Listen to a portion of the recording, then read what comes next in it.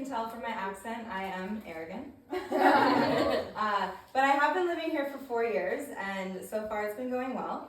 I'm not a mom, but one of my friends told me the other day that I look like an Instagram model who sells cheese made from her own breast milk. I mean, happy cows do come from California. But I have, since I've been living here for 4 years, there have been a few things that I have become accustomed with. Like, my mom will not stop asking me when I'm coming home until I come home. I have given up on trying to understand where my taxes go. And when an Irish person says to me, "Aw, sure, love, it'll be grand," it won't fucking be grand. The only thing that's grand is how much I'm paying in taxes. But I am the middle child in my family. Do we have any middle children? Yeah.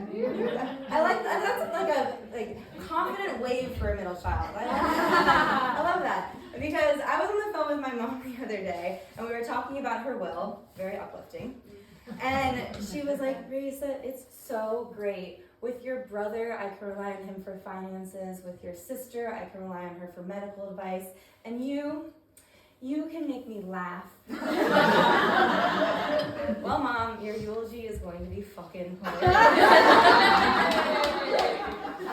But my family is also a big medical family. My dad's a doctor, my mom's a nurse, my sister is in medical school, and I tell jokes.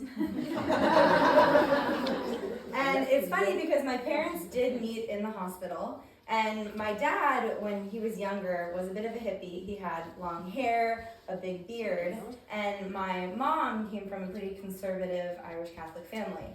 So on the first day of work, my dad went up to her and was like, "If you need any help, please let me know." And she said, "Yes, okay." And that night she called my grandma and she was like, "Work was good, but I met this doctor and I don't know how the patients let him touch them." Oh. And now I'm here 32 years later.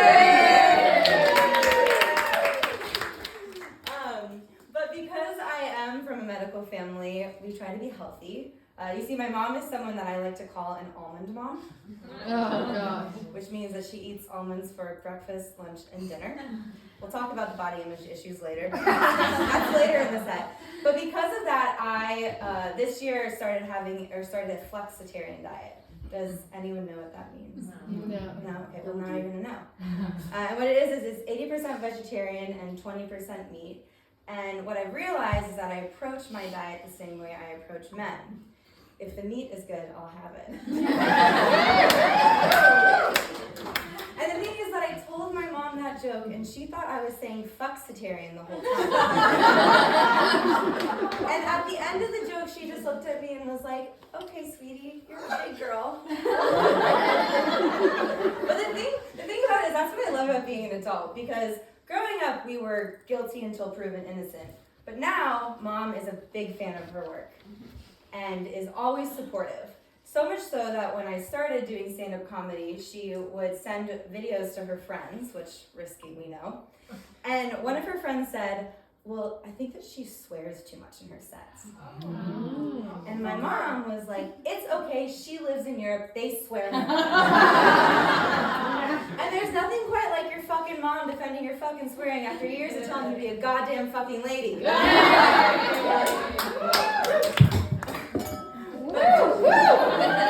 That was probably my line. But then now I've lost my train of thought. Fucking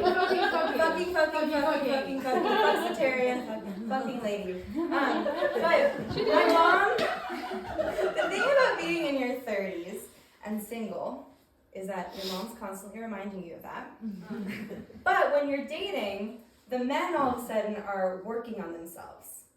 And men who are working on themselves can't date at the same time. Which I find a bit ironic, because if a woman did that, we would never be dating. I mean, we are turned 5 and our mom gives us body image issues for our birthday. But when you're 30, the other big question that all women are faced with, it's a very serious life question, and it is whether or not I should get Botox. And for me, it was a big big question. And I was thinking a lot about it. I was like, do I get Botox? I don't know. Maybe I should. I'm better than Botox. But my friend Allie has Botox. She looks good with Botox. It's only preventative. And then one day I got Botox. 2 days later, my grandma died. Bad time to get Botox. And when I was at the funeral, my mom came up to me and was like, honey, are you okay? You look a bit frozen. And I was like, you know what, Mom? I'm just working on myself. But my mom has taught me a lot of good lessons throughout life, like the importance of a good sale, that you should always cover your chest, which I don't follow all the time, and the importance of resilience. Because you see, my parents got divorced when I was in my 20s. And that meant that we had to get Mom on Match.com. And you haven't lived yet if you've never done that. And so I was creating my mom's Match.com profile, and when we started creating the profile, I was like, we want a wealthy man with no children. She said, take that off. I said, I'm just doing some family planning. But the thing about it is I was on Match.com swiping for my mom, and like old men kind of are an untapped talent pool. Like, I'd be coming across Brad, who's looking for his last best friend, and his daughters light up his life. I know. Meanwhile, my last Tinder date left my apartment and was like, oh wow, that's convenient, when he realized he was a 6-minute cycle away. Oh. But the thing about it is that we did have to put the Match.com profile on hiatus for a bit, because she went on a few dates with a guy, and then the 4th date in, we found out that he got into fights within the comment section of Facebook. Oh. Yeah, someone needed to do a bit more work on themselves.